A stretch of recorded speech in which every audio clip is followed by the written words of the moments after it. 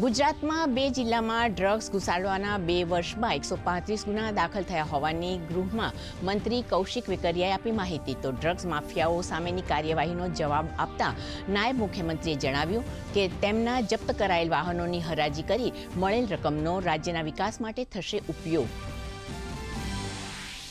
ગૌવંશ અને ગૌમાંસ મામલે સરકારે કરેલી કાર્યવાહી અંગે ગૃહમાં સરકારે આપ્યો જવાબ. અત્યાર સુધીમાં કુલ 628 ગુનાઓ નોંધાયા તો 1810 આરોપીઓની કરાઈ ધરપકડ. તો ગુજરાત આરોહણ અવરોહણ સ્પર્ધા અંતર્ગત સ્પર્ધકોને ₹4 લાખ સુધીનું અપાશે વીમા કવચ. સાથે હાઈટેક ટેકનોલોજીના માધ્યમથી સ્પર્ધાનું કરાશે જીવંત પ્રસારણ. રાજ્યમાં આગામી 1 માર્ચથી મહાત્મા મંદિર ખાતે 3G સેમી કનેક્ટ કોન્ફરન્સનું થશે આયોજન. આ વર્ષની કોન્ફરન્સની થીમ છે Gujarat India's gateway to silicon. Semi connect કોન્ફરન્સની 3જી આવૃત્તિમાં વૈશ્વિક સીઈઓઝ અને નીતિ નિર્માતાઓ લેશે ભાગ. રાષ્ટ્રપતિ દ્રૌપદી મુર્મુ મહારાષ્ટ્રના પ્રવાસે.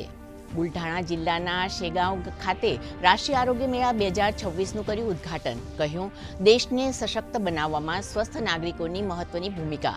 મેળામાં આયુષ ક્ષેત્રમાં સારી ઉત્પાદન પદ્ધતિઓ અને નવી શોધોનું કરાશે પ્રદર્શન.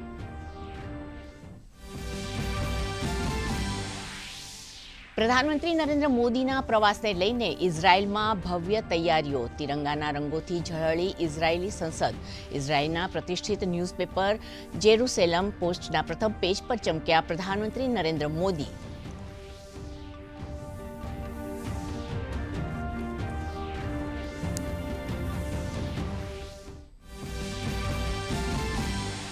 રાજકોટના જંગલેશ્વર ખાતે ડિમોલિશનની કામગીરી પૂર્ણ. કુલ 1500થી વધુ મકાનો તોડી 55,000 ચોરસ મીટર જગ્યા કરાઈ ખુલ્લી. રાજકોટ મહાનગરપાલિકાના કમિશનરે આપી માહિતી. કહ્યું, કોઈની લાગણી દુભાય નહીં, એ હતો અમારો ઉદ્દેશ્ય.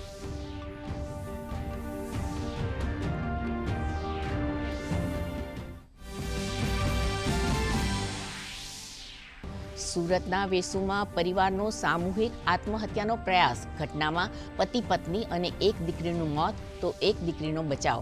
આર્થિક સંકળામણને કારણે આત્મહત્યા કર્યાનો થયો ખુલાસો. પોલીસે વધુ તપાસ હાથ ધરી.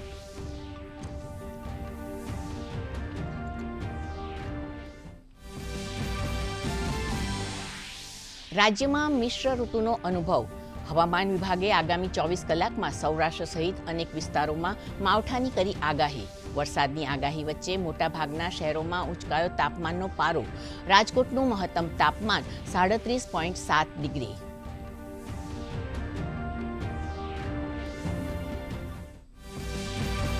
પાંત્રીસમી અખિલ ભારત વીર સાવરકર સમુદ્ર તરણ સ્પર્ધા.